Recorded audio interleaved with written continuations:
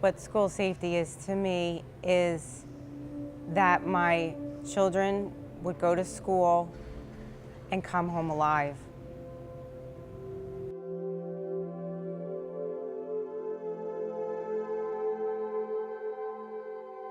I live in Parkland, Florida. This was the safest city. This would never happen here in Parkland. I never dreamed in a million years that my daughter would be shot in her English class as she tried to learn.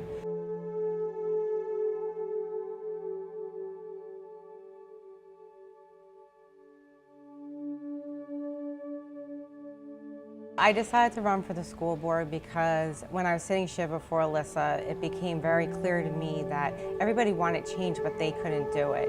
And so I knew in order for me to have change and to make sure it was done correctly, that I need to have a seat at the table, that I need to have a voice, and I needed to have a vote to help to make change.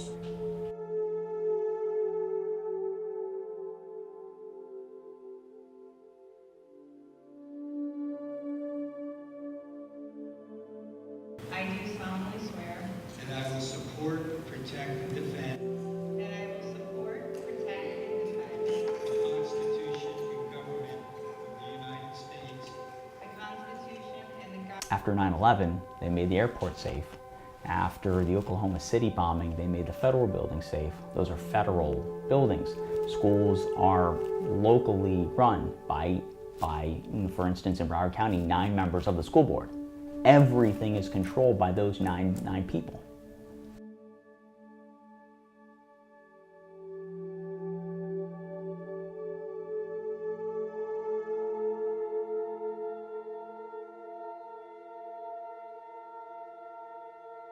That murderer did not enter any of the classrooms. He shot right through the glass window of Alex's classroom door. And I still had, my older son Ryan was in that school at the time, and so I said, you know, show me the guidelines, show me the rules, show me you know, the standards. Obviously the school's not safe, I will make it safe, show me what to do. And I came to find out that there were no best practices, there were no school safety standards or guidelines.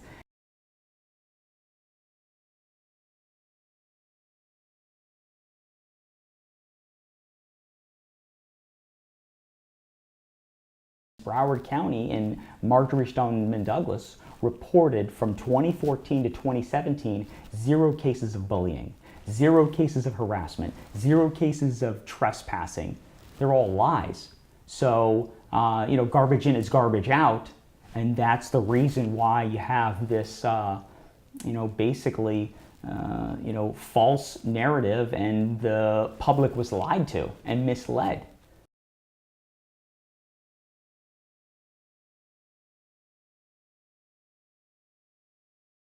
When I saw the events that happened on February 14th, I said, I really want to see what I can do to help. And we went to Parkland. I was asked to speak.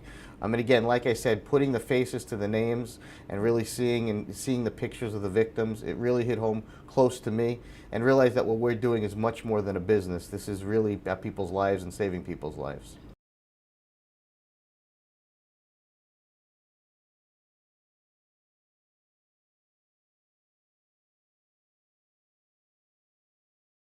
I get asked all the time if the technology that we provide and other technology can really solve the situation that we're seeing now more and more frequently of active shooters in public gathering places, schools, temples, churches, hospitals. You know, I think this is one of the key components, but it's a much bigger picture. And I think anyone who says that any one solution is going to solve the problem is wrong.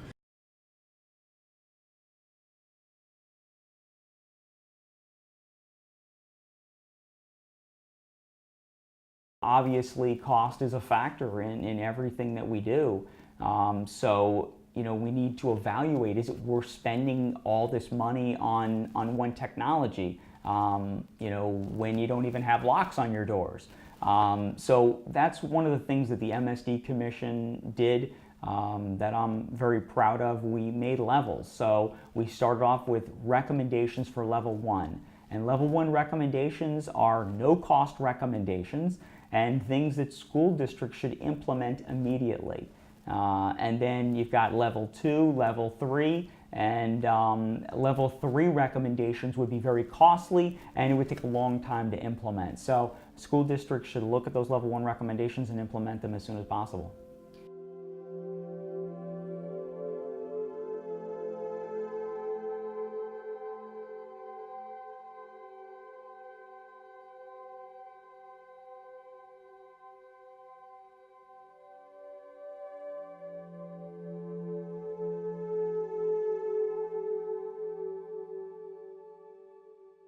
Law enforcement are trained to handle threats. Teachers are trained to teach, and that's what the expectation is, for teachers to not have that added pressure on them. Police have psychological exams that are given to them to determine if they're even suitable to be a police officer, to carry a gun, to use force when needed.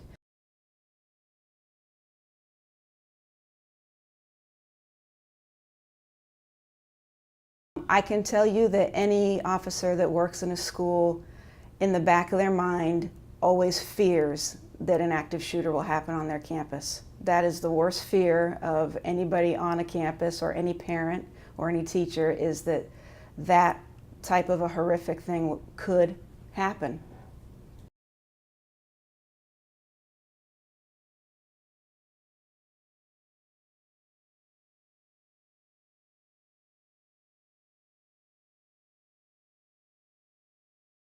There was a change after Columbine. Before Columbine, there was the training that said if there is violence, an active shooter on campus, the police were to wait. We were to wait for backup, we were to wait for SWAT, we were to wait for reinforcements. After Columbine, we all were trained to not wait, to go immediately and address the threat. So every day that we were on campus, we knew that should an active shooter happen, that even though we were the one and only officer on many campuses, we knew that we would be the one that would engage the threat.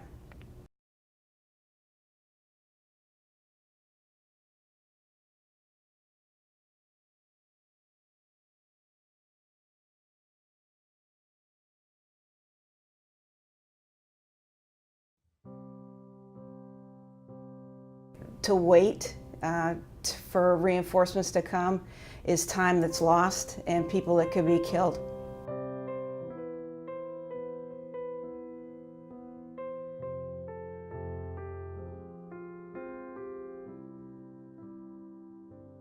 You would think that, after 17 people lose their lives, that a lot would change.